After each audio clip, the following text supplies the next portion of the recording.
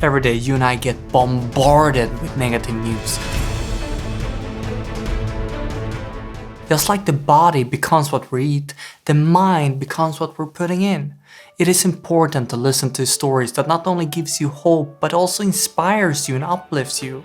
In this podcast, we're interviewing experts who will break down the solutions to the world's most pressing problems. And I promise you, if you listen to this podcast, you will not only stay informed, but you will also feel more energy in your life. Welcome to Great.com Talks With.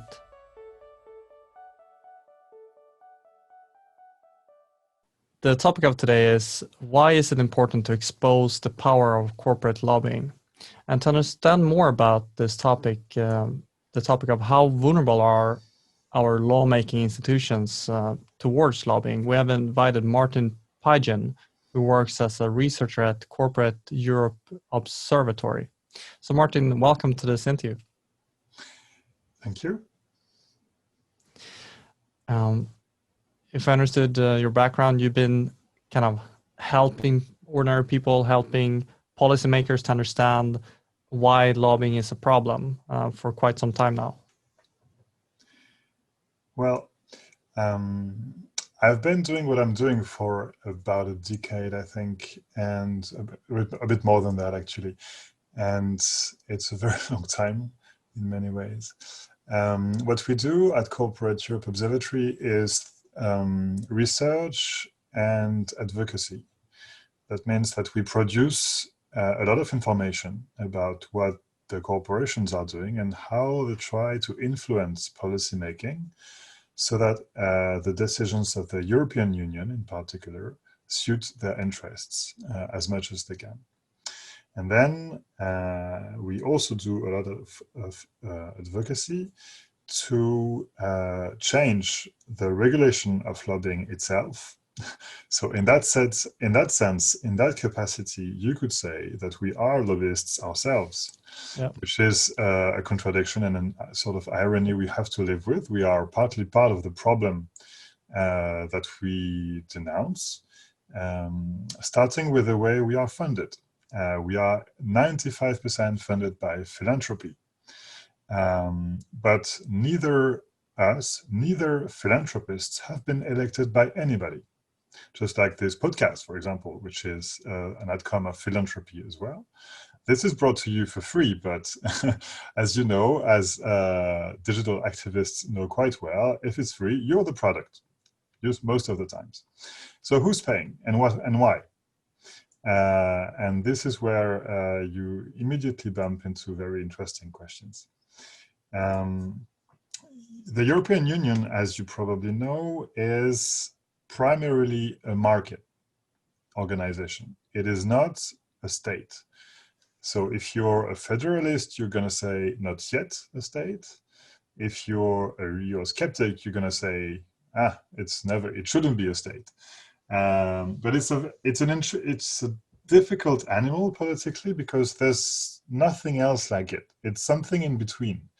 It is very powerful when you come to regulations on businesses, but also on other things like public health or the environment. You have to see that about 60-70% of national law comes from EU law on matters of business. I think it's around 50-60% when it comes to environmental regulations. So it's really a lot. For countries that belong to the Eurozone, they have their currency in common, which is also an essential element of sovereignty, for a state to share with others. So it's definitely more than, say, the UN or any international organization, but it is less than a state. It doesn't have an army, for example. Even though this is changing actually for the better or the worse, but that's almost an entire discussion that I won't enter in now. But what I would like your auditors to understand is that even though the EU institutions have big powers, they are very small.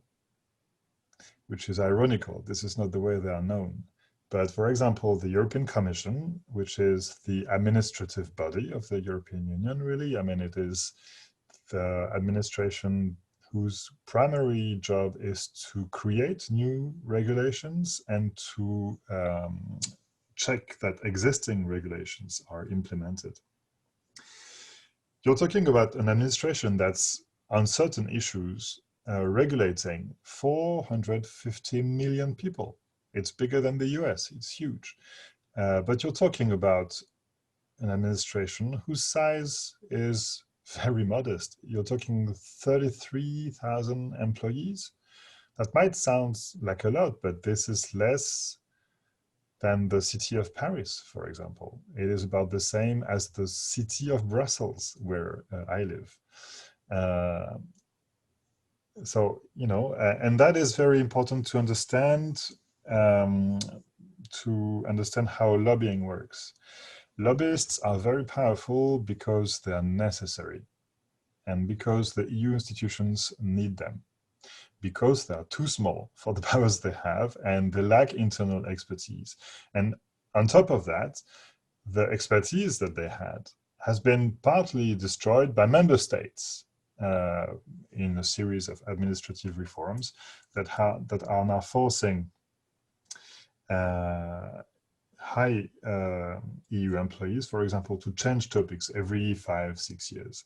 So so basically that guarantees you that anyone working for the EU institutions is never going to be a real expert in his field. There are exceptions, and the European Commission is trying to change that now because they have understood how bad this is.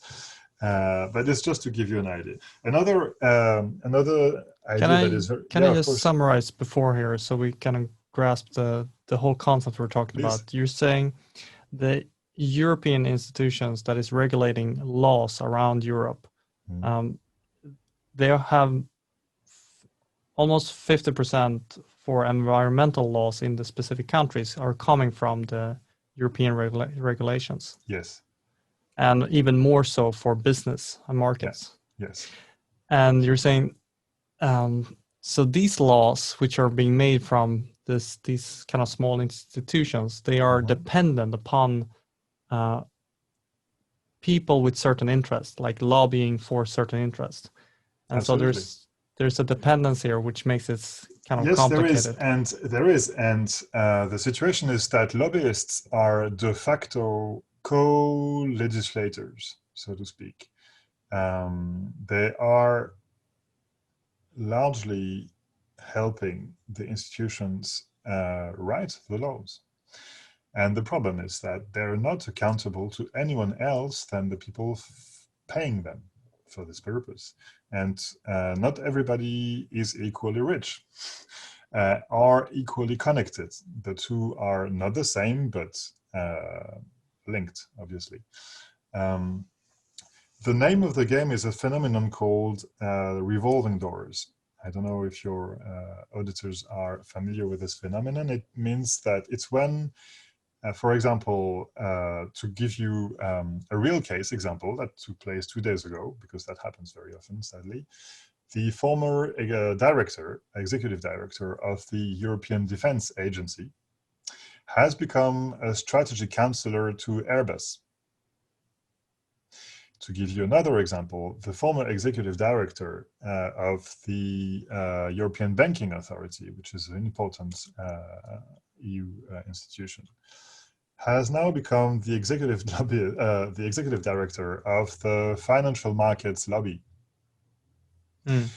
You know, so you're talking about people in a situation of conflict of interest here. They are selling to the private sector the network and the knowledge and the contacts and everything, and the competence also, that they have acquired while they were serving the public sector. And they shouldn't be allowed to do that. And we are trying to tighten the screws of that particular regulation. But it's very difficult. It's very difficult, I must say. And this is not exclusively an EU phenomenon, of course, but it is, you also find such moves at the national level, but I don't think that's blatant. that gives a better understanding of what you're talking about. People who first served the public interest are then changing direction, now serving another like company, and then they have all the information needed to have all the influence to. Yes, yes. And of course, people have the individual right to have, the career they want. But the problem is that not everything they learn is theirs to sell. In this, so in Brussels, Brussels is an expat community largely. You have 33,000 people working for the Commission. You have this number of thousands of people working for the European Parliament, which is the only institution that is elected. And you also have people working as diplomats for the European Council. The European Council is a very important and very uncovered institution because it represents member states. And it is a crucial institution in that every EU regulation is, at the end of the process, is approved by the European Council. But it is approved in an institution, the European Council, that is very secretive. It is intergovernmental, and that the EU regulations are by and large the outcome of negotiations between member states. For example, as I speak to you, they are fine-tuning the negotiations around the common agriculture policy. This is a huge file. You're talking about the biggest budget of the European Union. You're talking about dozens of billions of euros that are going to farmers, largely to help them survive, because the prices of agricultural commodities are too low after they've been liberalized, to cut a long story short. So it's an enormous public subsidy to the agribusiness industry, so to speak, and public money should be used for public goods, right? So as citizens, we would want this money to be used to pay for agricultural practices that are not going to destroy biodiversity and wreck the climate, for example. We would want that. But the problem is that the system is so entrenched, and it is so easy for national governments to blame Brussels, this mysterious Brussels, whereas really it is them taking these decisions collectively and secretly, but then still. Of course, more if you're Germany than Malta, but still. That as we speak, I mean, there is a strong chance, unfortunately, that the next 7 years of the Common Agriculture Policy are almost just as bad as the same 7 previous years. That means that, again, as taxpayers, our money, that the one that we are earning with our work, is going to be used to subsidize the destruction of nature. Who wants that? Not 90% of EU citizens, if you ask. You see? But the problem is that this system is so entrenched and so difficult to move, and so secretive as well, and that really protects it. So I won't.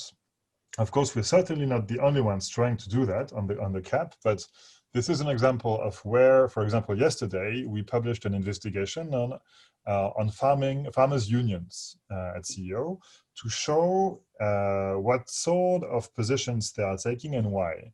At the moment, they are going to succeed, sadly, likely. They are trying to prevent the so-called greening of the CAP. That is that if you want, as a farmer, to receive public subsidies for your work, you have to commit to not destroy nature, or to destroy it less, because agriculture will always destroy nature in one way or another. It's unavoidable. But there are shades of gray. You can napalm your field with glyphosate and other pesticides that are going to destroy all wildlife, or you can do it in a more in a more targeted manner, and doing agroforestry, for example, where you're going to have different crops and different stages, etc., etc. Of course, it's more difficult, and you should be supported for that. But I mean, you see what I'm going now. To give you a bit of an example of what we do at CEO, we try to document what happens, what are the pressures, what are the likely consequences of these pressures, and we try to inform the press, other NGOs, social movements about what's coming on, and if possible, what's coming up. Because there's nothing worse as doing postmortems, right? That is, Mm. hello, we've lost, this is why. No, this is horrible, this is, defeating. So we try to give people strategic and actionable information. But it's not easy. So that's how Corporate Europe Observatory, the organization that you're representing, is fitting the puzzle here. The power really becomes stronger if everything is kept in secret and you are just exposing the plans. We're and why trying that to. would- We're trying to. We're 15. There are many more. I mean, there are other NGOs working as well, but we're pretty much the only ones working on corporate power as such. I'm working on agribusiness, but I have colleagues working on climate change and energy. I have colleagues working on finance. That makes it a very interesting environment to work in because it's very diverse. We do many different things, and we learned a lot as well. That's the positive side. The negative side is that it is spiritually difficult to sustain this work for a long time because corporations are crazy. They are not humans. They are not persons. They are legal fictions designed to maximize profit. You see? So there are psychopathic structures, of course, but you have real humans in there. And to adapt to these structures, these humans have to negotiate, right? They have to pretend that they're not doing what they're doing. And that's tiring. Explain more about that. How do you mean? What What I part want to say is that lobbyists are defending, corporate lobbyists are defending very specific interests. So, for example, the pesticides industry has its own lobby group in Brussels, and I know them well because I work on agribusiness issues. And they're very well-paid people, but if you tell them that, for example, they are working for merchants of poison, which is literally what they are doing and defending these interests, they will say, no, not at all. We are helping feeding the world. So but I mean, it's human. It's impossible to survive in an organization whose values you don't accept, at least a little. You have to find ways to survive psychologically in an organization, even when you don't really agree with its core values. So that breeds a lot of cynicism, in fact, because a lot of lobbying is about lying, really. Not necessarily directly, but more by omission, by not telling the whole story. Or directly. I mean, sometimes you have very conservative interests, like the oil industry, for example. For a very long time, they've had a lot of power in the business circles, and as late as last September, for example, 2018, we got an internal document from Business Europe, which is the European Federation of European employers, so really big business, and their internal position on possible new EU ambitions to act on climate change and to reduce CO2 emissions was to be positive as long as it remains a political statement with no real implication. And for as soon as and the rest of the position was like, as soon as it will become concrete, then we're going to do everything we can to delay it, deny it. Just win time and gain time. That's the name of the game. The time is money, right? Especially for corporations. And for them, what is key is to keep regulation at bay, to win time before, for example, the toxic products are banned or limited. And so what they do, for example, is a lot of something you hear a lot is CSR, corporate social responsibility. Yeah, we've seen the light. We're gonna be good guys now. See you in 5 years, and there's this whole co-optation of the personal development discourse by CEOs. It's quite interesting, but really it doesn't change. The car industry, for example, has pretended that it would reduce CO2 emissions for their machines for 15 years now. They have not. The only way they've done it is through regulation, through hard binding regulation, and that's what they don't want. So you always have this game of businesses trying and pretending, and sometimes trying in good faith, in the case of some individuals, to be good guys and to be part of the solution, and then you have the reality of structures and hard economic facts and perverse incentives that time and again make these structures betray their word and not work for the common good. And in a way, it is normal, because they're not designed to work for the common good. They are designed to maximize profit. So if you want to interact in a healthy way with the corporation, I think you have to mainly talk about money, because that's really what's driving them. And you Thank leave you. values for, I mean, I want to summarize there due to timing of this episode. This really helps understand the psychological effects. You think that you're doing something good, or the belief system that you're actually improving the world, when you're still in the same game of destroying it.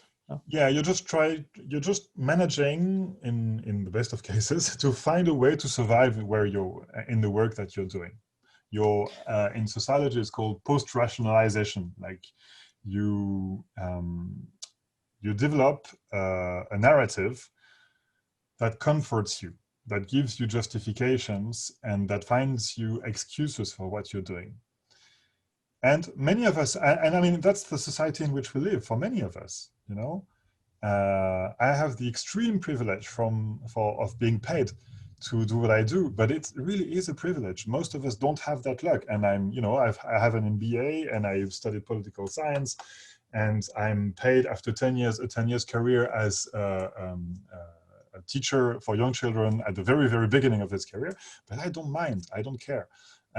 Because the satisfaction I find in doing a job where I can express what I think is just too strong. So that's also why I've kept working for the same organization for more than a decade, and I'm not considering leaving for now, because change is good as well.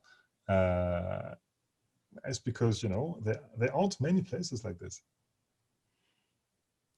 Very true. Very few people are paid to not have interest in money.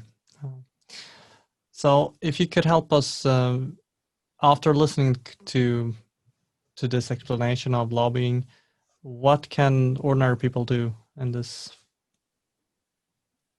So the first thing that needs to be understood is that corporate interests fear voters, they fear public opinion, because that might convince regulators to act. So it is very important to not underestimate the power of direct action, the power of elections, the power of political activity. I told you earlier that the lobbying world breeds cynicism, but it also breeds, brings realism. Their citizens have much more power than they think. The problem is that they don't have a lot of time to exercise this power, because they're too busy surviving their own lives and working. But they really have a lot of power. And so that's important. When it comes to elections, of course, it's important to vote for those who you think are going to best defend your values. But that's, of course, that's not it. Like, it is important to hold the people you elect accountable and to write to them, for example, to express what you think, or what you think they should be doing. For this, there's a very important tool, that's the media.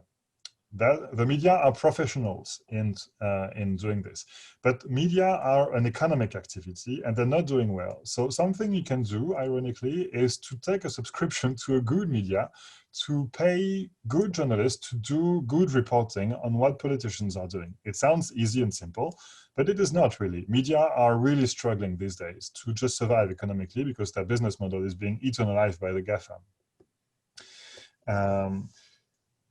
Other things, and Really, what you can do is, I mean, there's so many things you can do. You can support us, CEO, of course, because we welcome individual donations. And more generally, it is the individual financial support you can give to NGOs is very precious, because this is money that is not attached, that is not tied to particular objectives. It is money that makes these organizations more free. And as I said, direct action, because voting is very important, and you have to defend and exercise your right to vote. But democracy doesn't end there, and mobilize for the causes you believe are just is also crucial and very empowering. Thank you. That helps understand. Could you end this by giving some kind of is there anything extra important you want people to leave with, to understand about this? You know, it's a very broad issue, so it's difficult to point to just one thing. Two things, perhaps. One is you're very welcome to visit our website, where there's a lot of additional resources to understand what I've been talking about. One in particular that is called the Lobby Planet, which is a little guide of the Brussels neighborhoods where the EU institutions are located. That's to be downloaded for free, and that will tell you a lot about the way the EU institutions are working and interacting with lobby groups, and what can be done to improve the system. And it sounds very cheesy, but I think it is very important to believe also in optimism and in the freedom to do what you think is right, and to not just fall prey to easy, lazy explanations about the world, like conspiracy theories, and or cynicism, like, it's all about brute force and only force should decide, because that's not true, simply. Humans are more complex than that. Martin, thank you very much for taking the time to break down what's actually going on behind lobbyism and why that would be so hard to tackle, I guess. Yeah. Well, thanks for inviting me, and all the best for your next ventures.